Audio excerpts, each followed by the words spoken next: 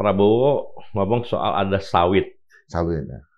3,3 juta hektar yang nggak jelas pemiliknya, ilegal lah gitu, tapi barangnya ada. Itu kan saya bilang itu dia yang mau, beliau loh. Iya. Ini gimana coba bayangin ada sawit ilegal lah gitu. Sampai 3,2 juta hektar. Terus saya bilang, Pak Presiden, saya bilang 1 hektar sawit itu bisa menghasilkan 6 sampai 8 juta rupiah per bulan. Saya bilang. Terus dia langsung hitung kan. Nah, berarti kalau 3,3 juta hektar, dikali 6 juta saja yang paling rendah itu 20 triliun. Berarti setahun udah 40 triliun. Wah, dia kelihatan sangat kecewa dengan keadaan itu. Cara itu, di mana tempat-tempat ini? Ya saya nggak usah ngomong, dia sangat kritis terhadap bea cukai. Pak Presiden. Saya bilang, laporan dari berbagai itu yang mempermudah impor itu bea cukai. Marah dia sama bea cukai. Pak Prabowo ya mohon maaf pada saat itu langsung telepon Pak Zulkifli Hasan. Iya. Oke. Dia itu kan semua mudah menjerit. Apindo menjerit. Seluruh pengusaha tekstil menjerit. Buruh demonstrasi saya ikut demonstrasi ke kantor Permendak ya, kantor Menteri Perdagangan. Dia pinter, Bos. Dia tuh orangnya cerdas. Jadi asik gitu. Ya mohon maaf lah. Nggak pelongo-pelongo.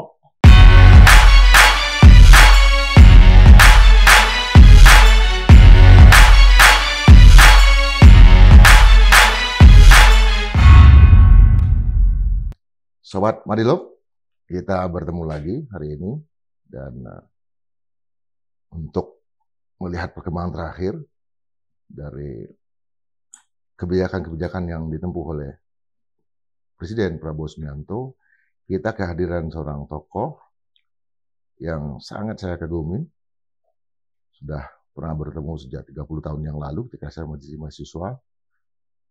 Kalau Tan Malaka itu menulis buku dari penjara ke penjara. Nah, beliau ini juga produk dari penjara. Ketika saya masih mahasiswa, beliau ada di penjara waktu itu. Yaitu abang kita yang juga seorang senior di dalam pergerakan para buruh, pimpinan para buruh. Bang Jumhur Hidayat. Siap. Apa kabar? Baik, Bang.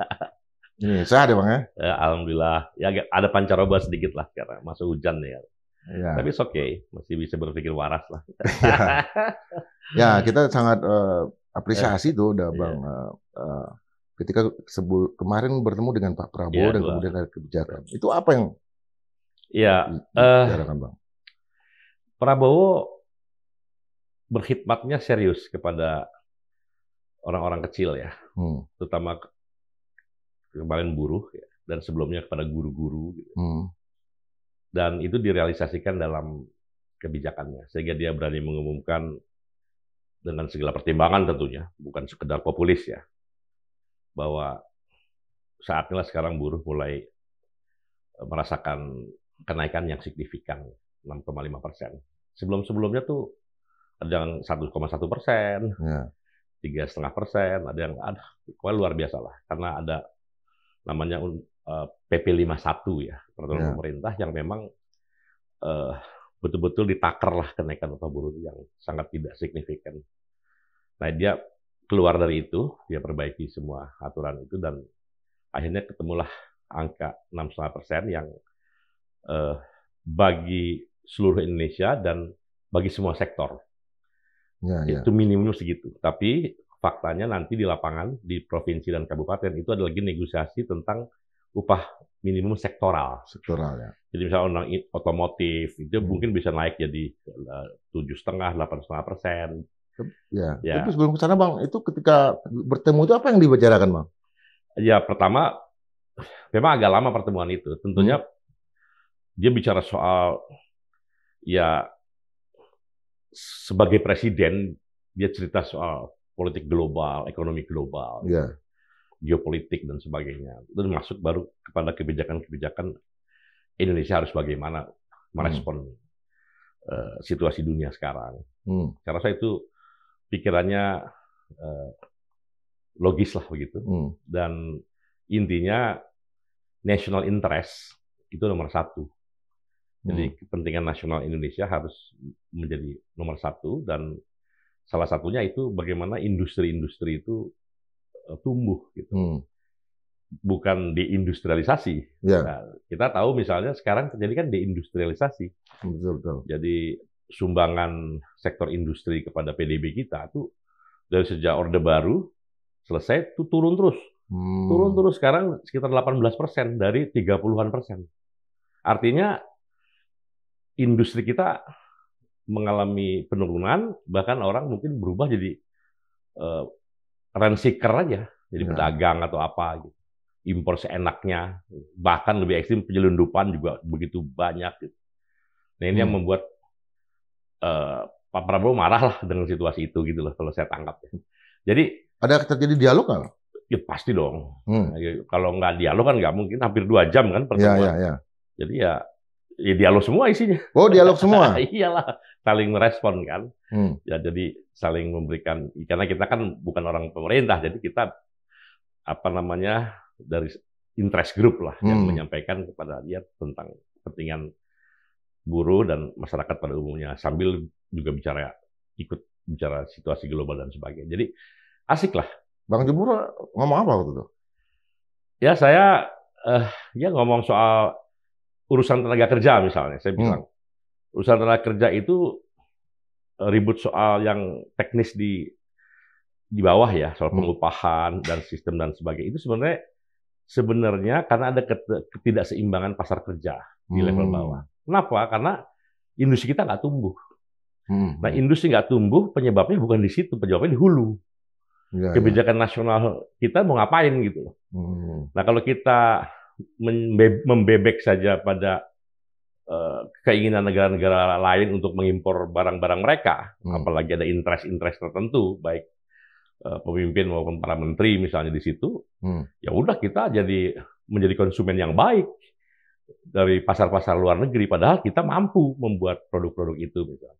Belum lagi mereka punya anti dumping, program dumping, kemudian kelebihan produksi sehingga bisa jual murah, plus lagi penyelundupan, itu luar biasa. Nah kalau itu terjadi, ya ini industri kita nggak berkembang. Industri nggak berkembang, terjadi oversupply tenaga kerja, ya udah ribut aja di situ. Upah rendah-rendah. Jadi problem yang utamanya di atas, dan ini menjadi pembicaraan yang menarik waktu itu di sana gitu. Karena saya itu salah satu lah yang Abang sampaikan. Langsung ditanggapin sama Pak Prabowo. Iya, justru itu karena itu intinya kan gini, gerakan buruh itu tidak mau mematikan industri. Itu yang salah. Jadi gerakan buruh itu justru ingin industri itu bangkit. Dan kalau industri bangkit, interestnya ketemu dong sama pengusaha, ketemu sama pemerintah kan. Jadi sebenarnya itu Indonesian Incorporated lah istilahnya. Indonesia Incorporated itu bangkit bersama, gitu loh. Nah, yang jahat itu kalau udah bangkit kaya raya tetap menindas buruh, gitu. Nah itu jahat. Tapi kalau dia pengusaha susah juga, karena misalnya biaya logistik mahal, bunga bank kayak rentenir, pungli di mana-mana, gitu kan, diserbu barang impor. Gitu. Pengusaha juga nggak berdaya, gitu loh. Nah kalau kita dalam situasi seperti itu, ya udah kita cuma ribut di antara kita yang nggak ada solusinya.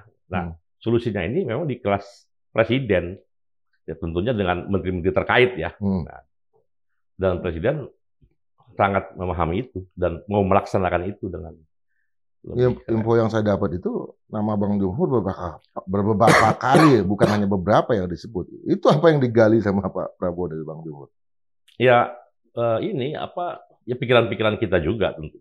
Dan kita mengomentari juga tentang misalnya Pak Prabowo ngomong soal ada sawit. Sawit ya.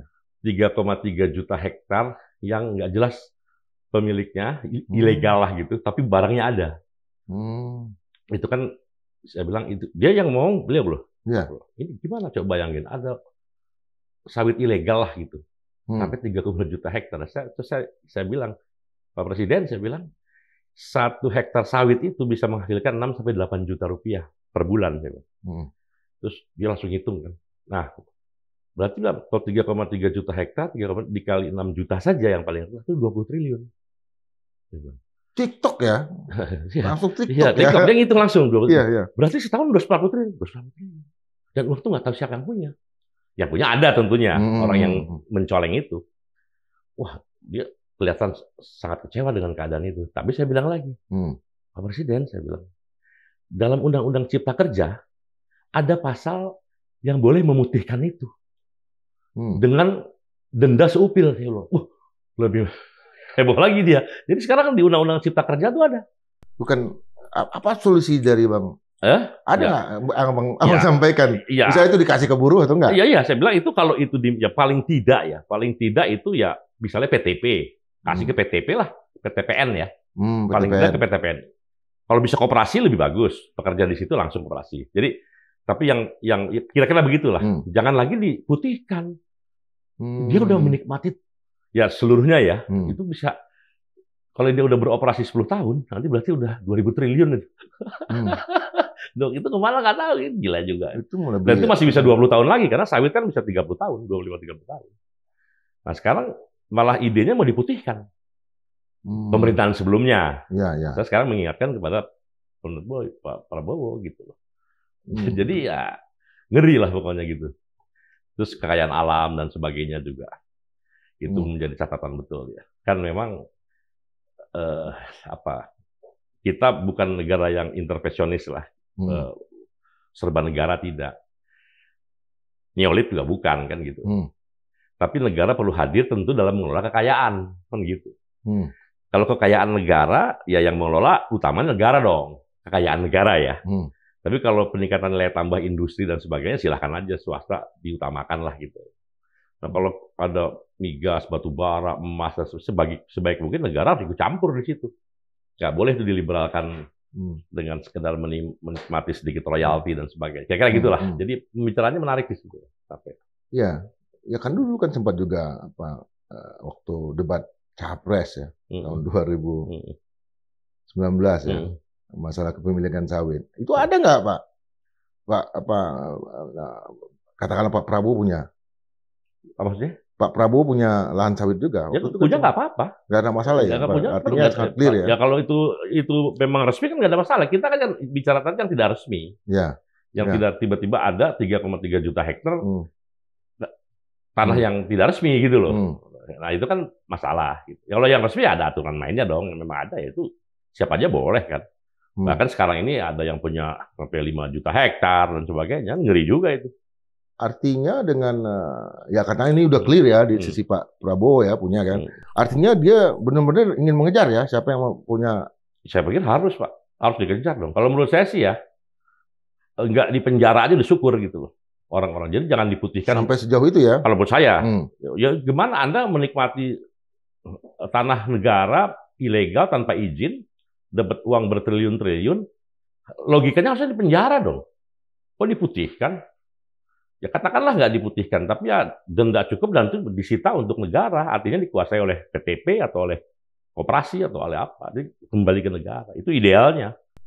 Kalau cuma ide diputihkan dengan denda yang seupil, dendanya ada tuh, murah meriah sekali. Pak Prabowo itu komik apa? Abang sangat lihat ya. Kelihatan dia kecewa dengan kok bisa seperti itu gitu. Tapi baru sebatas kekecewaan ya, belum. Ya harus kan di penerjemahnya kan adalah di kabinet ya. Ya nggak tahu kabinetnya mau melaksanakan itu nggak. Sejauh ini kan ada menteri-menteri juga di situ, ada menteri yang mendampingi kan. Abang lihat pemikirannya Pak Prabowo gimana peran negara di dalam dunia katakanlah perburuan ini dan ya kalau menurut saya sih dia cocok lah sama kita nih ya, aktivis gitu ya. Yang kita menganggap ya negara masih perlu hadir lah untuk welfare state lah. Ya. Negara nggak bisa abai siapa yang pasar begitu saja bekerja, nggak bisa. Untuk ini karena kita kan level playing field-nya beda startnya. Level playing field apa istilah itu ya? Kita nggak start dari keadaan yang sejajar. Ada yang udah sangat advance, ada yang masih ancur-ancur. Nah kalau ini dibebasin bos, ini kemakan terus pasti. Ya sekarang terjadi kan. Kalau negara abai, diam aja, mengiyakan. Contoh lagi nih, ya saya bukan memuji Orde Baru ya. Orde Baru itu Pak Harto itu ada perkebunan inti rakyat, ingat nggak? PIR. Ya benar. Jadi di Sumatera di mana-mana itu. Jadi inti hanya menguasai 20% dengan pabriknya. pabrik dan lahannya 20%. Yang 80% itu masyarakat. Dia jual tentunya ke inti. Plasma. Itu plasma dijual ke pabrik lah. Gitu. Tapi sekarang terbalik, Bos. Yang inti yang justru 80%. Plasmanya cuma 20%. 20% itu ada yang bunuh-bunuhan di situ. Ini katakanlah bagian 20%, tapi tetap aja berantem dulu. Gitu. Dijaga sama aparat-aparat di sana yang memihak kepada pengusaha. Itu kan, ya Anda gimana? Anda mengatakan itu lebih baik dari Orde Baru. Soal itu ya. Soal kebijakan ekonomi seperti itu. Makanya transmigrasi, orang datang, orang ngulas sawit, dia jual ke pabrik, dia cukup. Sekarang cuma jadi buruh saja. Dengan gaji 3,2 juta, 3 juta. Padahal kalau dia punya 2 hektar, dia bisa 12 juta. Ya. Pendapatan. Masa Anda nggak senang sih punya rakyat penghasilannya 12 juta instead of 3,3 juta gitu loh. Betul. Langsung daya beli. Itu pemerataan kan? Tapi sekarang terbalik. Nah, menurut saya hal seperti itu yang perlu direview lah. Dalam 2 jam itu, selain masalah-masalah yang seperti ini, itu ada yang lain juga. Apa? Masalah-masalah geopolitik, masalah luar negeri segala macam, ada nggak yang disampaikan? Pastilah soal Palestina. Gitu. Soal Palestina. Dan bagaimana dia menyeimbangkan hubungan dengan blok Barat, Cina, kira-kira kayak begitulah. Intinya kita kan non-blok gitu. Itu diperjelas lagi dan kita harus baik sama semua gitu. Karena kita ngapain ikut-ikutan perang di antara mereka atau ribut di antara mereka sambil mengorbankan interest nasional kita, kepentingan nasional kita. Ya kita baik aja sama semua sejauh menghasilkan kepentingan nasional yang bagus untuk kita. Kira-kira gitu loh. Iya. Dan saya rasa itu sangat masuk akal gitu. Ada lagi masalah yang lain? Ya itu intinya. Masalah Laut Cina Selatan katanya sempat tuh terjadi dialog dengan Bang Jumhur. Ya Laut Cina Selatan sekarang kan itu nggak boleh diapa-apain gitu ya. Nah sekarang setelah ada kerjasama dalam satu wilayah yang dianggap terjadi dispute dan katanya di situ banyak sumber daya yang bisa dieksplorasi ya untuk kepentingan 2 negara. Kasarnya bagi 2 lah gitu loh. Kalau ada minyak ya bagi 2. Jadi ini memang ada teorinya. Teorinya itu kan semacam pragmatical approach foreign relation gitu. Pragmatical ada yang approach pragmatis ya. Ya, ada yang sifatnya idealistik. Nah, idealistik itu juga satu teori sendiri. Nah, sekarang kita mau milih yang mana? Nah, kemudian kalau saya melihat di situ ya yang paling nyata nanti manfaatnya untuk rakyat banyak, Prabowo menganggap itu.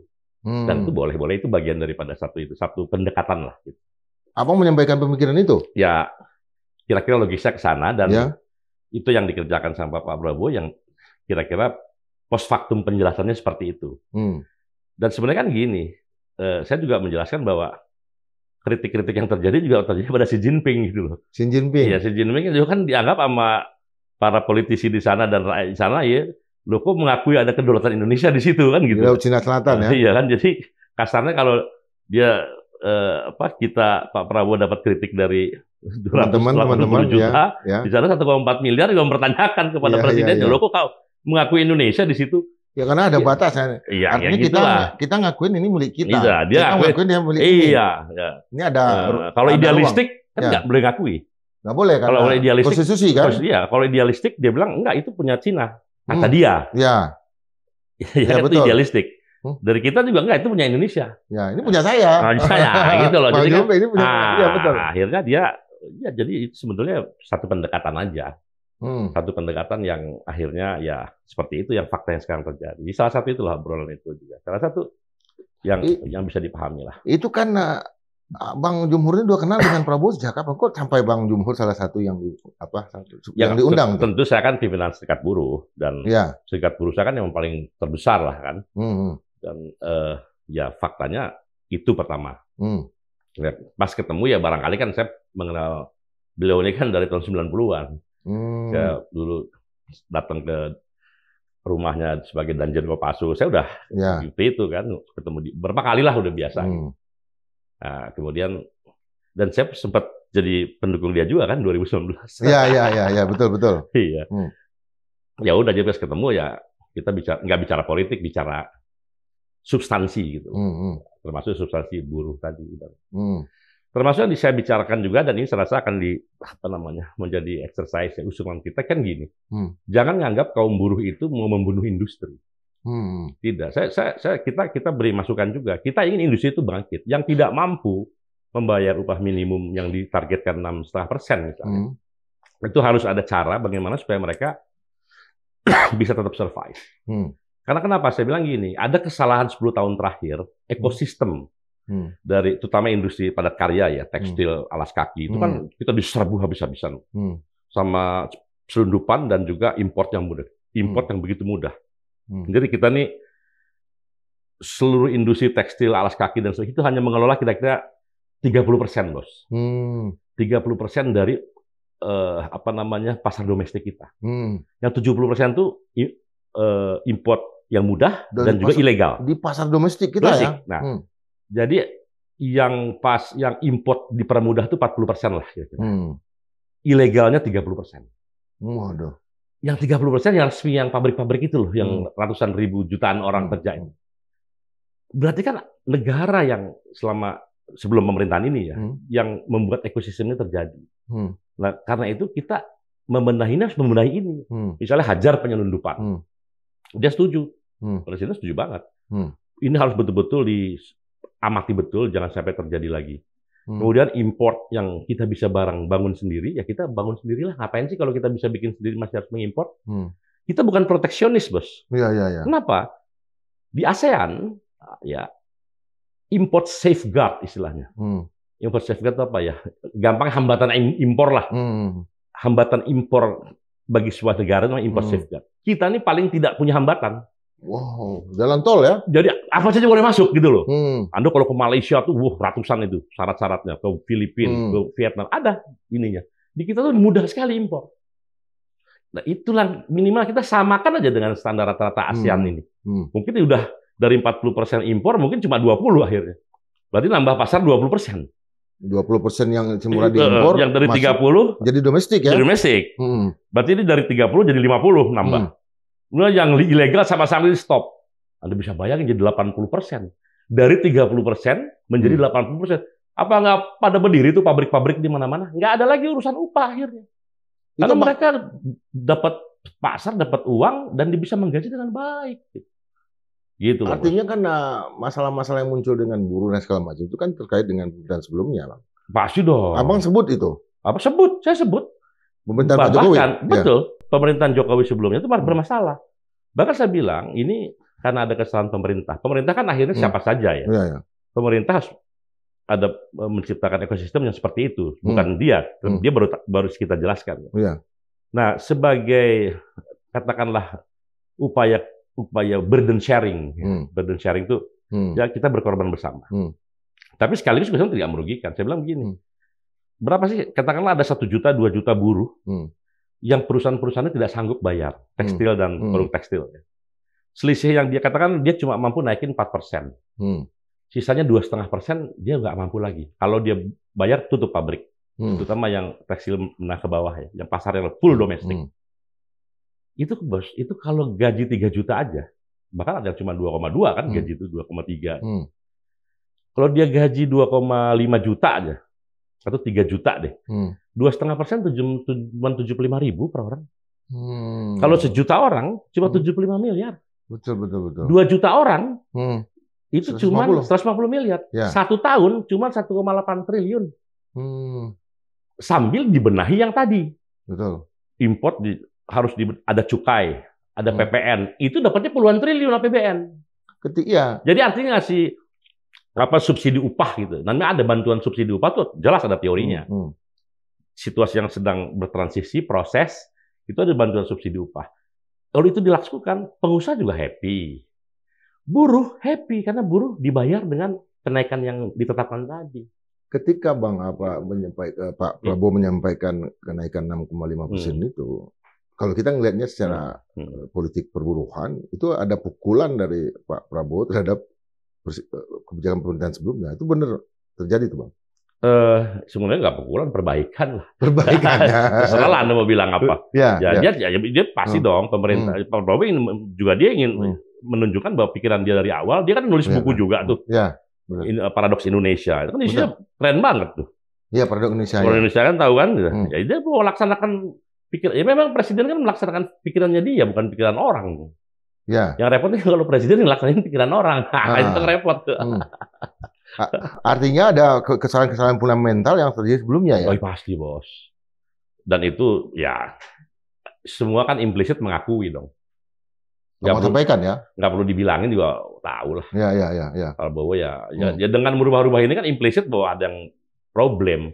Ada ya disampaikan oleh Pak Prabowo? Ya. Bahwa ada yang salah selama ini, yang fundamental? Pasti ada lah. Ada yang off the record? Ada yang off the record? Ya enak aja di pokoknya ada pasti dong ya. Kan? Ya. Jadi saya rasa itu fair-fair aja, nggak ada masalah. Gitu. Nah itu memang harus, kalau nggak ya apa bedanya dong? Yang menarik kan habis Presiden menyampaikan itu ada tanggapan dari Apindo yang mengatakan kenapa mereka sebagai stakeholder tidak diajak itu Bang Jumhur yang diajak untuk berkomunikasi. Ya, gimana Bang? Gini, jadi menurut saya Apindo diajak. Diajak sebelumnya. Tapi mereka bilang Menteri Tenaga Kerja berkali-kali ketemu dengan Apindo, dengan buruh berkali-kali. Itu cuma di ujung aja. Ya. Di ujung aja. Di ujung aja sebelumnya berkali-kali. Ada namanya LKS. Lembaga Kerjasama Tripartit. Ya. Itu 3 pihak. Jadi kita diskusi bahwa ujungnya keputusannya ada pada pemerintah gitu. Mungkin karena di ujung ini Apindonya nggak ada. Ya di ujung itu kan ya sebenarnya ya barangkali, tapi itu nggak boleh-boleh, itu juga bagian dari ini mungkin caranya Presiden juga bahwa kegetiran kaum buruh selama beberapa tahun belakangan ya mungkin agak terobati dengan cara dia memperlakukan buruh seperti ini gitu. Dan dia juga sekarang membuka diri untuk pemerintah ya. Mendiskusikan kembali soal Undang-Undang Cipta Kerja agar dia menjadi satu satuan yang utuh yang lebih terintegrasi, tidak pencar-pencar di mana-mana. Itu terbuka sesuai dengan saran MK ya. Ya, karena itu juga terbuka. Gitu. Tidak lagi sektoral ya.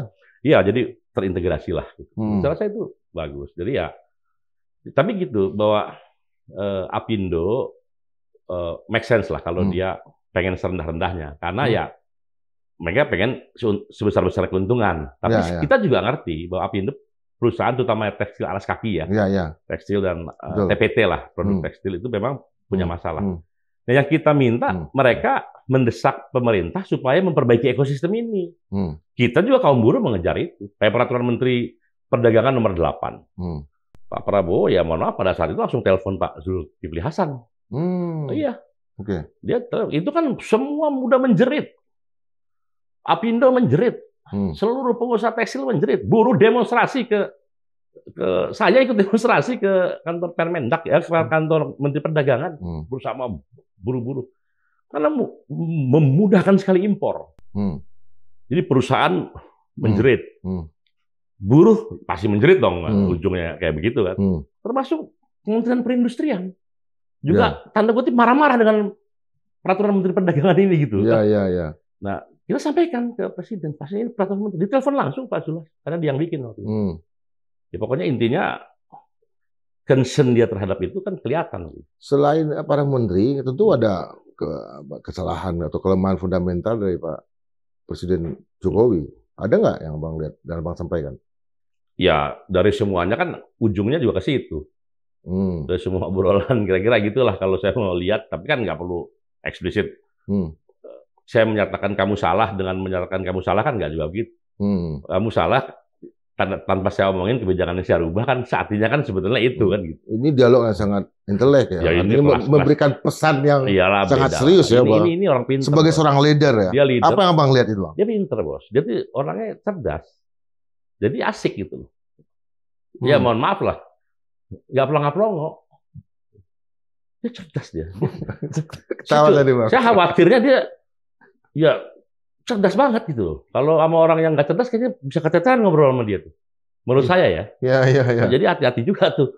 Ya. Jadi dia kan banyak baca. Dia keluarganya keluarga cendekia lah ya.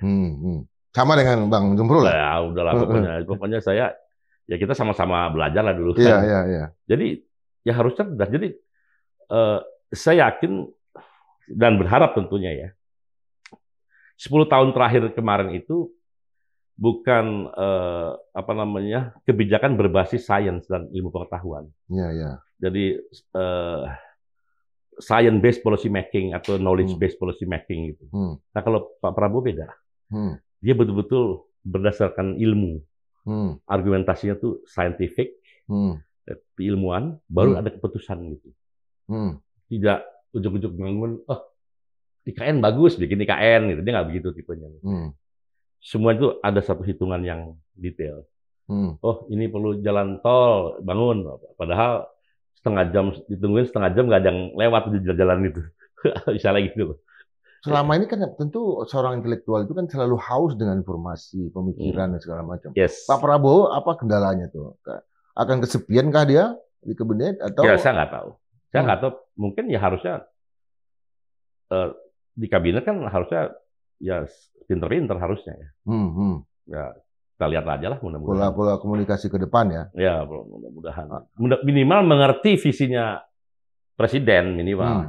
Kalau dia nggak ngerti juga presiden visinya apa ya kebangetan lah bisa, atau ya bodoh tidak mengerti itu is okay. Menyelewengkan juga oke. Tapi outputnya sama.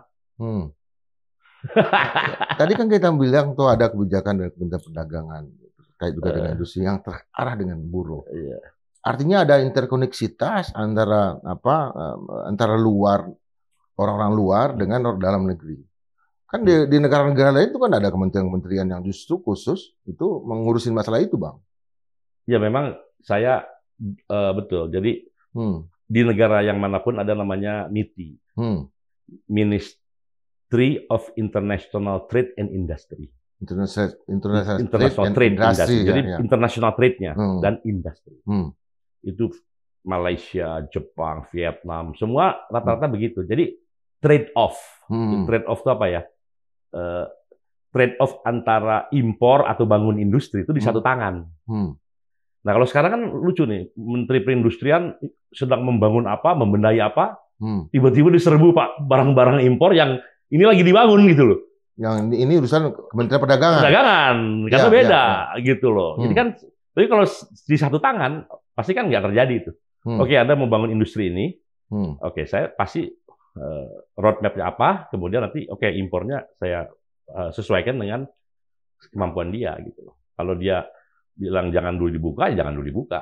Atau setelah dia mulai bagus, silahkan bersaing dengan ibarat itu di mana-mana begitu. Nah, saya sih berharap memang salah satu tapi harus ideologis orang ini. Artinya kementerian itu sangat dibutuhkan ya, menurut saya. Ya, faktanya negara-negara lain melakukan itu. Nah, itu sekarang dulu pernah ya ada perindustrian dan perdagangan dijadiin satu. Nah, sekarang harusnya dijadiin satu juga. Tapi menterinya harus yang ideologis. Menterinya harus yang ideologis ya. Pro kemandirian. Pro Trisakti Bung Karno juga. Gitu. Pro welfare state. Betul. Jadi apa namanya, kalau enggak ya industri yang dia tekan, dagangnya yang banyak. Kan kalau dagang kan cuan langsung, Bos. Kalau menterinya doyan duit, ya udah pasti industrinya mati. Industri itu keringetan. Bangun industri itu keringetan, pejabat juga keringetan, menteri keringetan, presiden keringetan juga kalau ngebangun industri itu. Tapi kalau dagang, enggak, Bos. Begitu izin, cuan. Saudagar biasa aja kan? Cuan triliunan, Bos. Iya. Tinggal, apalagi kalau dia kong-kali-kong sama pengimpor. Ideologis itu kan mereka kan dulu kan kayak Pak Sumitro kan dikenal sebagai seorang teknokrat. Iya. Sekalipun dia seorang engineer, seorang insinyur, segala macam, dia teknokrat. Teknokrat, tapi dia punya visi ideologi. Iya. Ya kan kita tahu lah Pak Sumitro apa, kan tahu. Iya. Ya harus begitu. Setelah punya visi ideologis harus teknokrat. Kebutuhan itu kan ada di kabinet itu. Artinya kan harusnya begitu semua. Harusnya begitu semua. Iya dong, Bos. Kalau begitu saya baru jalan. Gitu. Belum di fit and proper test. Saya nggak tahu lah itu. Ya. Belum di fit and proper test. Ya, tapi ya begitulah kira-kira. Kalau kebutuhan-kebutuhan kita kan ke depannya kan ada banyak orang yang bisa berpikir, yang bisa berdialog dengan Pak Presiden, ya seperti orang seperti Bang Jumpur. Itu angin-anginnya ada nggak ke sana, Pak? Kita dengar juga. Artinya orang yang dipanggil sekarang kan tidak semata-mata karena abang tuh sebagai tokoh buruh dipanggil ke istana loh dan bertemu dengan banyak orang sebelum satu kebijakan penting dibuat dan abang ada di sana.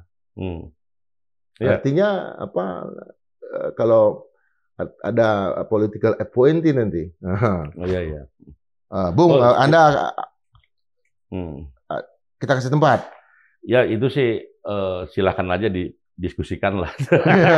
Saya sih nggak bicara itu. Tapi situasi kemarin tuh menarik. Kayak Yasir Lee ya Menteri Tenaga Kerja juga baik. Ya, ya. Dia juga luar biasa. Sekarang orang dia awak. Orang awak itu. Orang awak dia. Ya. Orang awak, iya betul. Ya, orang awak dan ITB. Padang ya. Padang Benul Kota Padangnya dia. Ya. Dia profesor. Dia sekarang rapat LKS tripartit. Dia langsung yang pimpin loh. Ini sejarah bos. Biasanya orang tuh entah nggak berani, entah apa. Rapat dengan buru-buru. Rapat ini kan lembaga kerjasama kan. Ada tuh LKS tripartit. Bersama dengan pengusaha. Yang pimpin kadang cuma direktur gitu. Nah ini sekarang menterinya langsung. Ayo hadapin apa. Menterinya asik nih. Orangnya kalem gitu ya. Wakilnya Noel lagi. Wakilnya Noel lagi. Noel teman kita lah. Gitu. Tukang gedor. Kayaknya gedor ya. Jadi sebenarnya asik nih. Saya terus terang bahagialah dengan diisi dua orang ini ya.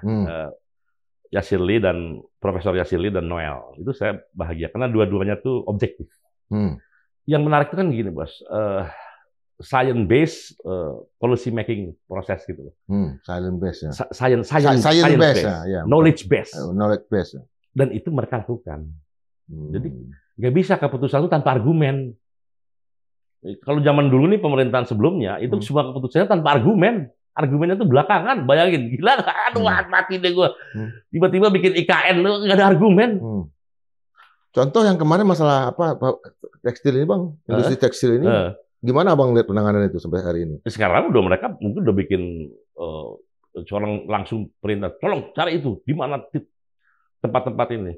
Ya saya nggak usah ngomong, dia sangat kritis terhadap bea cukai, Pak Presiden. Saya bilang, laporan dari berbagai itu yang mempermudah impor itu bea cukai. Ya sumber. Kan ada naik menjadi Kementerian Imigrasi kan? Ya sekarang mau dinaikin. Kan? Ya. Nah, itu kita sih nggak peduli. Dirjennya saya nggak tahu kok. Saya nggak peduli. Saya imparsial lah kita. Tapi faktanya di situ yang banyak meloloskan tanda kutip semacam penyelundupan. Ada sistemnya borongan lah, kontainer nggak diperiksa lah, kacau loh. Yang harusnya jalur ini, jalur hijau, jalur merah tapi jalur hijau. Wah, pokoknya cerita-cerita kalangan industri itu marah dia sama bea cukai. Sampai kontainer-kontainer berapa ribu itu yang bottleneck di Priok ya? Kira-kira kayak isinya itu impor, selundupan. Faktanya itu yang diceritakan sama mereka itu. Dia ceritain bagaimana detailnya proses penyelundupan terjadi di bea cukai. Gitu. Jadi itu jadi perhatian banget waktu itu soal itu. Soal yang lain bang, dengan teman-teman pimpinan buruh yang lain, itu abang juga tentu sangat berkoordinasi. Oh iya, kalau kita kan relatif sama ya. Ya yang ya kita sih sama satu suara lah. Nah yang kita coba memberikan masukan juga kan. Bagaimana sekarang negara memberikan insentif kepada industri. Terutama industri yang tidak mampu tadi. Nah, saya udah hitung tadi itu. Angka 1-2 triliun, kelihatannya keluar duit 1-2 triliun dari negara. Tapi negara in return dengan memperbaiki ekosistem bisa dapat puluhan triliun dari cukai yang selama ini penyelundupan, dibenahi dari PPN dan sebagainya gitu. Jadi sebetulnya angka 1-2 triliun untuk sifatnya sementara, itu nggak ada masalah sebetulnya. Dan itu ada teorinya, namanya bantuan subsidi upah, dan itu di berbagai negara tuh biasa dilakukan. Ada perusahaan yang baru berdiri, uji coba, dan sebagainya, itu negara memberikan subsidi upah itu biasa. Keadaan krisis, keadaan yang abnormal, ini kan abnormal dong. Iya. Ini abnormal, bos. Sekarang kalau perusahaan tutup, yang rugi kaum buruh dong. Misalnya pengusaha, saya nggak mampu. Ini faktanya, silakan diaudit. Anda bayangin, bos, Anda punya pabrik, biasa menghasilkan 1 juta lembar kain, dengan 1.000 pegawai. 1.000 pegawai menghasilkan 1 juta lembar. Tiba-tiba diserbu barang impor.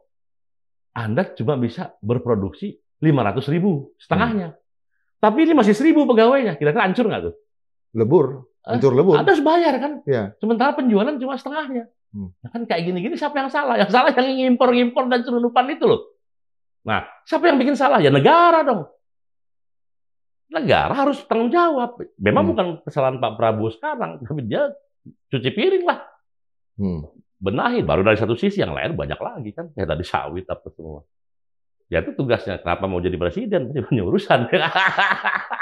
Karena beliau seorang cuci piring, tentu seorang kok. Tapi kan beliau juga seorang koki ya, Pak Prabowo. Ya. Nah, tukang cuci piringnya kalau Bang Fajrul disuruh jadi tukang cuci piringnya Jumhur. Jumhur maksudnya Fajrul. Ya, Bang Fajrul. Bang Jumhur. Bang Jumhur. Enggak lah, saya di luar. Enggak lah. Saya kan bukan di dalam, saya di luar. Kalau nanti diundang keluar untuk cuci piring, Jumhur. Saya bak kentongan aja lah, kentong. Ada masalah ya. Saya kan ingat dulu kalau pas dia dekat Pak Prabowo itu kan manggilnya itu mana si botak Pius kan? Itu yang pakai kacamata Jumhur. Dia panggilnya begitu kan? Karena saking dekatnya kan? Gimana? Ya karena ada meeting of mind lah. Ya. Jadi pikirannya sepaham lah gitu. Jadi kita bisa tektok. Ya, kan ada bocoran juga dari Pak Hasim mau ada menteri penerimaan. Bagus tuh. Saya itu bagian daripada pengen ada kontrol sendiri. Karena bagus. Ya, jadi nanti juga ada MITI itu. Ada menteri penerimaan kekayaan negara, ada menteri industrial trade tadi, dan international trade tadi. Kalau dibentuk itu kan butuh orang-orang yang sangat capable. Harus. Kalau enggak ya. Tapi gini lah. Ini kan politik, Bos. Ya. Gini, Bung. Jadi tetap ada idealisme, tapi desakan politik kan juga kadang-kadang ya dia harus mengkompromikan itu. Nah, sejauh mana kompromi itu tidak merugikan kebijakan yang ada dalam visi dia, yang ujungnya rakyat. Gitu. Nah, disitulah seninya mungkin jadi presiden ya. Karena sekarang baru mark forming ya, lagi membentuk. Belum mark funding. Baru mau kemana kekuatan ini? Ya, belum Reichstag, baru Markstad mungkin awal-awal. Awal-awal, saya rasa sih kita beri kesempatan lah. Kita memang nggak fair kalau menilai pemerintahan yang segini besar ya, negara segini besar cuma sebulan, 2 bulan, 3 bulan nggak fair juga. Mungkin 6 bulan, setahun gitu. 6 bulan, setahun ya? Ya itu silahkan. Baru mungkin mulai kelihatan gitu. Kalau sekarang, tapi sekarang aja nih udah kelihatan gitu. Misalnya PSN. Sejumlah kekacauan. Iya. Proyek strategis nasional. Yang PIK 2 rame itu. Sekarang 3 menterinya udah ngomong yang sesuai dengan apa yang kita yakini gitu. Rakyat. Kepala desa jangan ikut-ikutan jual beli tanah. Untuk menteri desa. Nusron Wahid dibilang, ini nggak sesuai dengan RT RW ruang tata ruang wilayah tata ruang itu kan. Dan tidak ada dalam proyek. Dia bilang nggak ada dalam Astacita. Yang ketiga Menteri Perumahan tidak ada gitu-gitu loh, Bos. Jadi ini kan artinya udah berbeda dengan kebijakan presiden sebelumnya. Saya sih yakin 3 ini pasti ada 3 menteri ya pasti ada. Pasti.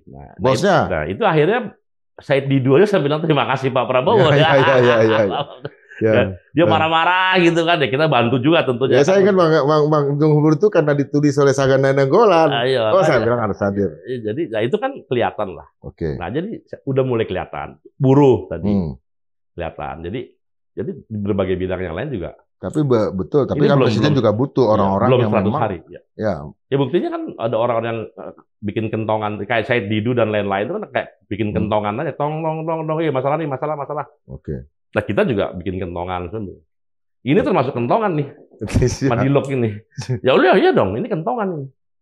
Saya rasa sih orang-orang yang ini harus mendengarkan kan, bukan mendengarkan saya, mendengarkan Pak ini Indra Pilihan. Ya oke, Bang Nur. Sobat Madilog, beliau ini adalah tokoh pergerakan yang terus bergerak. Tentu sekarang di usianya yang yang masih muda, masih bersemangat.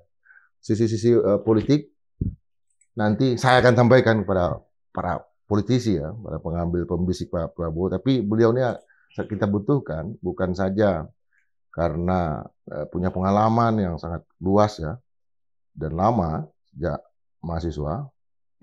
Dulu yang ditolak itu adalah militer masuk kampus di ITB ya, ke Nusa Kambangan, dan terakhir juga kita tahu masuk penjara lagi dan menulis banyak buku. Dan tokoh seperti ini kita akan bayangkan kalau ada di samping Pak Prabowo, menurut saya akan sangat cerah mukanya Pak Prabowo ini. Karena bisa berdialog. Tapi kalau dengan saya lebih cerah lagi. Iya. Bang Jumurnya. Baik, Iya. Sobat Madilog, sampai bertemu lagi kita dengan episode berikutnya. Tetap berpikir merdeka 100%. Iya.